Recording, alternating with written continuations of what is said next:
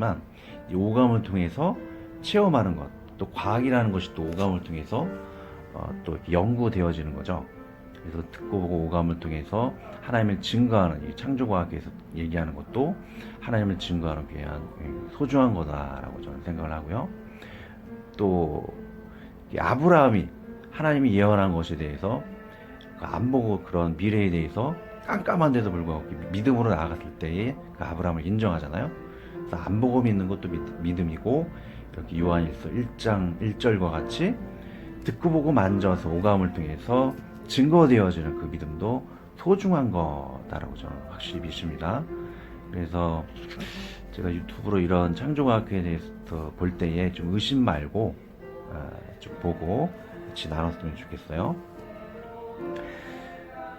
그리고 이렇게 성서 공부, 이렇게 CBS 성서학당 같은 거 보면은 대부분 다 훌륭한 교수님이신데, 거기다 보면은 연세대라든지 그 하신대 쪽 그 졸업하셨기 때문에 자유주의에 좀 영향을 받으신 분이 있다라는 것이죠.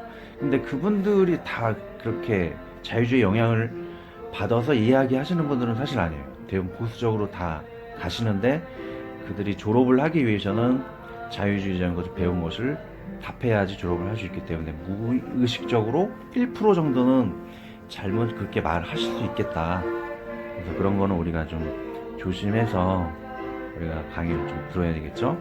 그래서 그 한신대라든지 그 연세대에서 말하는 그 자유주의 경향이 어떤 것인가, 이게 한 두 가지 특징이 있는데, 다원주의라는 것이죠. 기독교의 복음 외에 다른 종교에도 구원이 있다. 그런 다원주의라 그러는데, 그런 영향을 가진 큐티를 하거나 체프를 하거나 그런 강의를 하시는 분이 있다라는 거예요. 두 번째 특징은 말씀의 권위를 무시한다는 것이죠. 성경에 많은 기적들이 있는데 그 기적을 부인하고 동화적인, 내가 옛날에 그랬습니다. 그걸 신학적으로는 상징적인 해석이라 그러는데, 제가 이해하기, 여러분들에게 표현하기 위해서 동화적인 해석으로 그분들이 성경을 평가한다라는 거예요. 그래서 이렇게 굉장히 보수적인 성경 해석 방법은 문자적인 해석, 즉 사실적인 해석, 현실적인 해석, 성경의 모든 일들이 실제로 일어났었다라는 그런 현실적인 해석을 우리들이 지향을 하고 있는데, 이런 자유주의자들은 동화적인 해석을 한다는 것이죠. 성경이 이렇게 지어낸 이야기에 불과하다. 기적과 이런 천년왕국 이런 일들이 실제는 이루어지지 않고 동화적인 이야기에 불과하다. 그런 이야기를 하는 성향이 있다는 것이죠. 그런 자유주의를 우리가 경계를 해야 할 것입니다. 그거는 마가복음 3장 29, 30절에 나와 있죠. 누구든지 성령을 모독하는 자는 영원히 사하심을 얻지 못하고 영원한 죄가 되느니라 하시니, 이는 그들이 말하기를 더러운 귀신이 들렸다 하미라. 하나님 말씀하는 것을 그냥 깎아내리는 거예요. 멸시하는 거예요. 1계명이 나 외엔 다른 신을 내게 있기 말지니라. 내가 길이요 진리요 생명이 나로 말미암지 않고는 아버지께로 올 자가 없느니라. 오직 예수님을 통해서만 길이 있는데 다원주의와 같이 다른 종교에도 구원이 있다라는 그런 망령된 그것은 성령을 모독하는 것이죠. 두 번째는 기적을 부인하는 것, 동화적인 해석, 이런 것들도 하나님을 낮추고 하나님 말씀을 모욕하는 것이죠. 이런 자유주의 경향에 있는 그런 신학교를 좀 주의해야 할 것이고, 천년왕국 잠깐에 대해서 잠시만 증거하고 마치도록 할게요. 이렇게 무천년설을 이렇게 주장하시는 분이 있는데, 그분들은 제가 말하는 것은 앞으로 그 천년왕국에 대해서 잠깐 들은 적이 있을 거예요. 물이 바다 덮음 같이 온 세상에 주님을 아는 것이 가득하고 동물과도 이게 가족까지 지낼 수 있는 그런 천년왕국에 대해서 좀 일어날 수 있는 일이라고 그랬고, 그것이 동화적인 것이 아니고 현실적으로 일어날 수 있는 거라고 제가 얘기를 드렸습니다.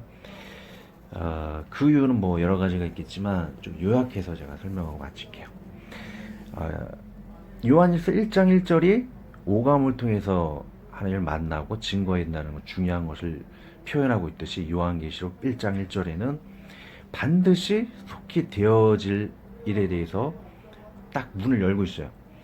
앞으로 내가 계시록에 대해서 말씀이 선포되어질 텐데 이 계시록의 모든 말씀들은 1장 1절 반드시 속히 되어질 일이라 그래요.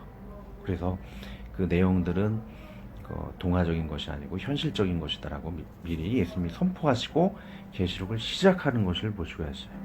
그래서 그것을 그렇게 동화적으로 무시해서는 안 된다는 것이죠. 그리고 시간적인 순서를 보면 천년왕국에 대해서 20장에 나와 있어요. 근데 그 전장에 19장에 7년 대환날 예수님의 심판을 시작하시는 그 7년 대환날의 그런 내용이 심판하시는 지상 재림하시는 예수님에 대해 나오죠. 그럼 19장 그 내용을 모든 사람들이 인정해요. 19장의 내용은 장차 예수님이 이 땅에 내려오셔서 심판하시는 그 날이다. 19장을 모든 사람들이 다 인정을 한다는 말입니다. 그러면 19장은 현재 일이에요, 미래 일이에요? 그쵸? 예수님이 재림하시고 이 땅을 심판하는 거는 분명히 미래의 일이죠? 그쵸? 자, 모두가 다 동의를 합니다. 20장에는 제가 천년왕국에 대한 내용이죠. 그 다음 장에 있는 내용도 미래의 일이겠어요? 현재 일이겠어요? 그쵸? 미래의 일이죠. 천년왕국은 지금 임하는 것이 아니고 예수님이 재림 이후에 일어날 일이라는 거예요. 시간적으로 당연히 해석을 하면 유천년설은 미래에 일어날 예수님 지상 재림 후에 일어날 일이라는 얘기죠. 근데 무천년설주의자들은 그런 천년왕국이 옛날 예수님이 재림 이후의 일이 아니고 현재의 일이라고 그래요. 현재. 그런 천년왕국을 그런 동화적인 해석에 불과하지 실제로 그런 일이 일어나지 않고 지금은 비유적으로 그런 천년왕국의 때라는 거. 지금이 그 때라는 것이죠. 이 말이 안 되죠. 19장은 미래의 일이고 20장은 현재의 일이다. 이게 순서적으로 맞지 않다는 것이죠. 무천년설이 잘못되었다는 것. 그리고 그 무천년설주의자가 제일 많이 하는 얘기가 성경에는 부활이라는 단어가 있지 않느냐, 없지 않느냐 이렇게 휴거가 그런 단어가 없지 않느냐 이렇게 얘기를 해요. 제가 옛날에도 얘기를 했었죠. 위로 오름, 부활이라는 단어 속에 위로 오름이라는 단어가 있고 그 현상은 데살로니가전서 4장 17절에 구에 우리 살아남은 자들도 그들과 함께 구름 속으로 끌어올려 공중에서 주를 영접하게 하시리니 그리하여 우리가 항상 주와 함께 있으리라. 데살로니가전서 4장 17절에 이야기를 하고 있어요. 공중에서 주를 영접한다. 휴거를 얘기하는 것이죠. 이 현상과 단어가 성경에 있다라는 거예요. 그래서 무천년설주의자들은 휴거라는 단어도 없는데 무슨 휴거가 있냐 이렇게 얘기를 하죠. 자, 딱 두 가지만 더 얘기하고 마칠게요. 자, 이 무천년설은 어느 때부터 시작이 되었을까요? 이것은 가톨릭부터 시작이 되었다는 것이죠. 우리 개신교에 있는 게 아니에요. 전통적으로 무천년설은 그 가톨릭의 시작이 되었고 그 영향은 지금이 왕의 시대다. 교회 시대가 왕의 시대라는 거예요. 그래서 우리가 왕처럼 세상을 지배하고 세상에 복음을 증거해야 된다. 근데 그 폐해가 뭐예요? 예수님이 오는 날을 기다리는 것이 아니고 지금이 왕의 시대다. 우리가 왕이 되어서 교회가 전 세계를 지배하고 전 세계 힘의 그 능력으로 복음을 전파해야 된다. 그 폐해가 십자군 원정이라는 것이죠. 무력으로 다른 나라를 점령해서. 그리고 임진왜란 때 그 가톨릭 선교사들이 도요토미 히데요시에게 한국을 정복해서 곳곳마다 조선 8대 성당을 세워라. 그래서 우리나라를 이렇게 했는데 엄청난 그 후유증이 크다라는 것이죠. 그 15만 명 우리나라에 침략한 15만 명이 전부 다 천주교 신자라 그래요. 그 다음에 또 폐해가 세계대전이죠. 1, 2차 세계대전. 그 발현하게 된 그 원인은 제국주의죠. 영국이라든지 다른 나라의 힘으로 정복하는 제국주의 영향이 있었다라는 거예요. 그래서 이 칼빈은 이 사람이 뭐 무천년설주의자가 아니고 개혁하지 못하고 그냥 내버려 방치해 뒀는데 요한계시록을 보고 나는 이 요한계시록을 함부로 해석을 할 수가 없다. 그래서 그냥 내버려 뒀다라는 거예요. 칼빈도 중립에 서 있다라는 것이죠.